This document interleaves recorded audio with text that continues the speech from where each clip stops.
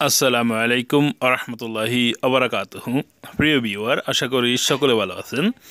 কাছে এবং দূরে, দেশে বিদেশে যে যেখানে বসে আমার ভিডিওতে যুক্ত হয়েছেন সবাইকে স্বাগতম এবং শুভেচ্ছা জানিয়ে শুরু করব আমার চ্যানেলের আরও একটি নতুন ভিডিও। বন্ধুরা, আপনারা যারা আরবি ভাষায় কথা বলা শিখতে চান, আরব দেশে কাজের জন্য এসেছেন অথবা অনেকে যাবেন আসবেন পরিকল্পনা আছে, তাদের জন্য আজকের ভিডিওটি খুবই গুরুত্বপূর্ণ হবে ইনশাআল্লাহ। তো কথা না বাড়িয়ে চলে যাব মূল ভিডিওতে। আজকের গুরুত্বপূর্ণ শব্দগুলো শিখে নিন ইনশাআল্লাহ। আমাদের আজকের প্রথম শব্দ হচ্ছে রুটি। রুটিকে আরবিতে বলা হয় খবুজ। আমরা বাংলায় বলি রুটি, আরবি বলা হয় খবুজ। রুজ, রুজ মানে হচ্ছে ভাত। ভাতকে আরবিতে বলা হয় রুজ। আদস, এর বাংলা হচ্ছে ডাল। আমরা বাংলায় বলি ডাল, আরবিতে বলা হয় আদস। সুক্কার, এর আরবি শব্দ হচ্ছে সুক্কারকে বাংলায় বলা হয় চিনি। হালিব, হালিব মানে হচ্ছে দুধ। আমরা বাংলায় বলি দুধ, আরবিতে বলা হয়ে থাকে হালিব। ইদাম, ইদাম শব্দটির অর্থ হচ্ছে তরকারি। আমরা বাংলায় বলি তরকারি, আরবিতে বলা হয় ইদাম। লাহাম, লাহাম শব্দের অর্থ হচ্ছে মাংস।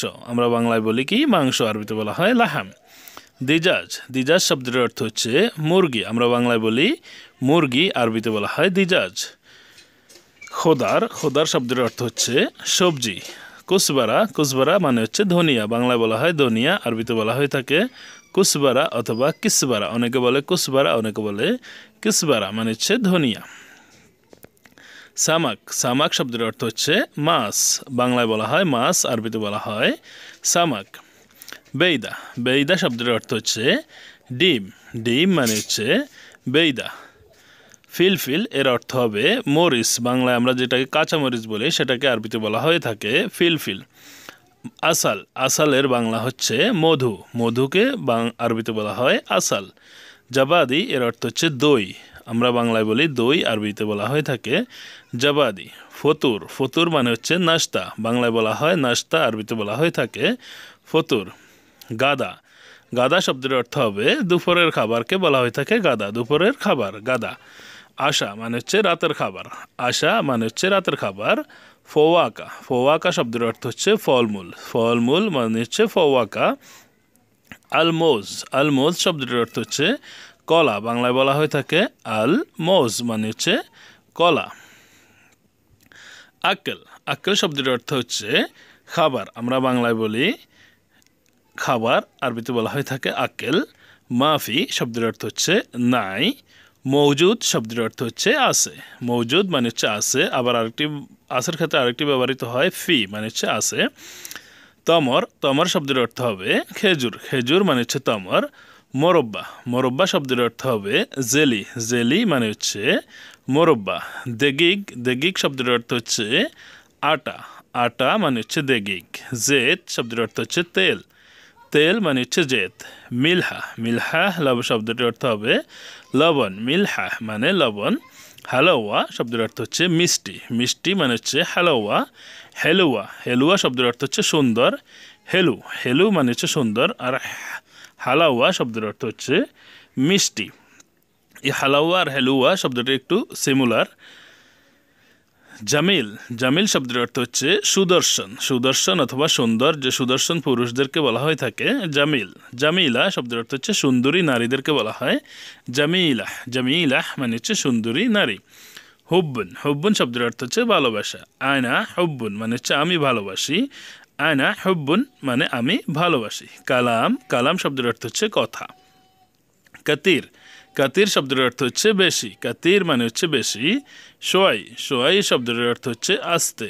আস্তে মানে হচ্ছে সোয়াই। কেলিল, কেলিল শব্দের অর্থ হচ্ছে অল্প। অল্প মানে হচ্ছে কেলিল।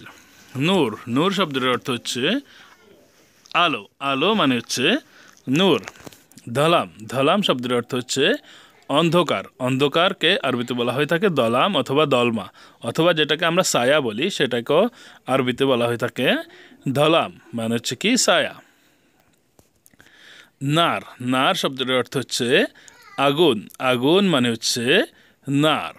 মাদবাখ শব্দের অর্থ হবে রান্নাঘর। রান্নাঘর মানে হচ্ছে মাদবাখ। সাহান, সাহান শব্দের অর্থ হচ্ছে প্লেট। প্লেট শব্দের অর্থ হচ্ছে সাহান। গিদার, গিদার শব্দের অর্থ হচ্ছে ফাতিল। ফাতিল মানে হচ্ছে গিদার। মিকলা মিকলা শব্দের অর্থ হচ্ছে কড়াই, যেটাকে আমরা ফ্রাই প্যান বলে থাকি, সেটাকে বলা হয় মিকলা। কাসা কাসা শব্দের অর্থ হবে গ্লাস, গ্লাস মানে হচ্ছে কাসা। ফিনজান ফিনজান শব্দের অর্থ হচ্ছে কাপ।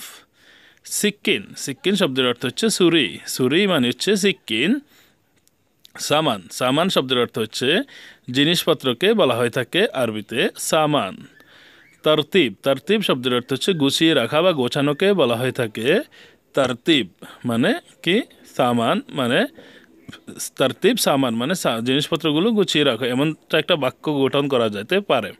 কিদা কিদা এর অর্থ হচ্ছে এলোমেলো অথবা এদিক সেদিক। কিদা কিদা এলোমেলো অথবা এদিক সেদিক। সাল্লাহ সাল্লাহ মানে হচ্ছে ঠিক করা, ঠিক করাকে আরবিতে বলা হয়ে থাকে সাল্লাহ। সাল্লিহ সাল্লিহ শব্দের অর্থ হবে নামাজ, নামাজ মানে হচ্ছে সাল্লি। আদান আদান শব্দের অর্থ হচ্ছে আজান, আজান মানে হচ্ছে কি আদান। সুবাহ সুবাহ মানে হচ্ছে সকাল। ফিল্লেল ফিল্লেল শব্দের অর্থ হচ্ছে রাত, রাত মানে হচ্ছে ফিল্লেল। মিসাহ শব্দের অর্থ হবে সন্ধ্যা, সন্ধ্যা মানে হচ্ছে মিসাহ। দোহর দোহর এর অর্থ হবে দুপুরকে বলা হয়ে থাকে দোহর। আসর আসর শব্দের অর্থ হচ্ছে বিকাল অথবা বিকেল। জেদিদ জেদিদ শব্দের অর্থ হচ্ছে নতুন, যে কোনো জিনিসকে নতুন, জামা হোক, জামা কাপড় হোক, বাড়ি হোক, ঘর হোক, মানুষ হোক, সব ধরনের নতুন জিনিসকে আরবিতে বলা হয়ে থাকে জেদিদ। কেদিম কেদিম শব্দের অর্থ হচ্ছে পুরাতন, কেদিম অথবা গেদিম মানে হচ্ছে পুরাতন। মুস্তামেল শব্দের অর্থ হচ্ছে ব্যবহৃত অথবা সেকেন্ড হ্যান্ড জিনিসপত্রকে বলা হয় মুস্তামেল। ইস্তাখদেম শব্দটির অর্থ হচ্ছে ব্যবহার করা অথবা ইউজ করা। ইস্তাখদেম মানে ব্যবহার করা। দামান দামান শব্দের অর্থ হবে গ্যারেন্টি, গ্যারেন্টিকে বলা হয়ে থাকে দামান। আবার যদি বলে যে জামান, দামান মানে হচ্ছে বহুদিন আগে বা অনেক আগে, জামান। এমসি এমসি শব্দের অর্থ হচ্ছে হাঁটা, হাঁটা মানে হচ্ছে কি এমসি। এমসি সিদা সোজা হাঁটা, সোজা হাঁটা মানে হচ্ছে এমসি। খাজ্জাব খাজ্জাব শব্দের অর্থ হচ্ছে মিথ্যা, মিথ্যা মানে হচ্ছে খাজ্জাব। কালাম খাজ্জাব মিথ্যা কথা, মিথ্যা কথা মানে কি কালাম খাজ্জাব। উস্কুত উস্কুত শব্দের অর্থ হবে চুপ করা, চুপ করা মানে হচ্ছে কি উস্কুত মানে চুপ করা। সুবাহ আল খায়ের এর অর্থ হবে শুভ সকাল। সুবাহ আল খায়ের মানে হচ্ছে কি শুভ সকাল। যদি আপনাকে বলে যে সুবাহ আল খায়ের, তার জবাবে আপনি বলতে পারেন সুবাহ আল নূর অথবা সুবাহ আল ফুল, এভাবে বলতে পারেন। মিসাহ আল খায়ের মানে হচ্ছে কি শুভ সন্ধ্যা, এর জবাবে আপনি বলতে পারেন মিসাহ আল নূর। তুসবাহ আল খায়ের মানে হবে কি শুভরাত্রি, এর জবাবে বলতে পারেন যে তিসবাহ আল নূর মানে আপনার রাত্রিও শুভ হোক। কেমন এর অর্থ হবে কেফ, আমরা বাংলায় বলি কেমন, আরবিতে বলা হয় কেফ। কেফ হাল এর অর্থ হবে কেমন আসো অথবা কেমন আছেন। কোয়েস এর অর্থ হবে ভালো, কোয়েস মানে ভালো। মাফি কোয়েস এর অর্থ হবে ভালো না, মাফি কোয়েস মানে হচ্ছে কি ভালো না। তাবান তাবান শব্দের অর্থ হচ্ছে ক্লান্ত, তাবান শব্দের অর্থ হবে ক্লান্ত। ইজি ইজি শব্দের অর্থ হচ্ছে আসবো, আসবো মানে হচ্ছে ইজি। তাল তাল শব্দের অর্থ হচ্ছে আসো অথবা আসুন, তাল। রহ রহ শব্দের অর্থ হচ্ছে যাও, যাও মানে হচ্ছে রহ। সৌই সৌই শব্দের অর্থ হচ্ছে করো অথবা করা, সৌই। ইসমাহ ইসমাহ শব্দের অর্থ হচ্ছে শুনো অথবা শুনুন, আমরা বাংলায় বলি শুনো অথবা শুনুন, তারা বলে ইসমাহ, ইসমাহ মানে হচ্ছে শুনো অথবা শুনুন। তো বন্ধুরা, আশা করি ভিডিওটি আপনাদের ভালো লেগেছে। ভিডিওটি কেমন হয়েছে, কেমন লেগেছে অবশ্যই সেটা কমেন্ট বক্সে কমেন্ট করে জানাতে ভুলবেন না। বন্ধুদের মাঝে অবশ্যই ভিডিওটি শেয়ার করবেন, যাতে করে আপনার বন্ধুরাও ভিডিওটি দেখে শিখতে পারে। সবাই ভালো থাকবেন, সুস্থ থাকবেন। আল্লাহ হাফেজ। আসসালামু আলাইকুম আ রহমতুল্লাহ।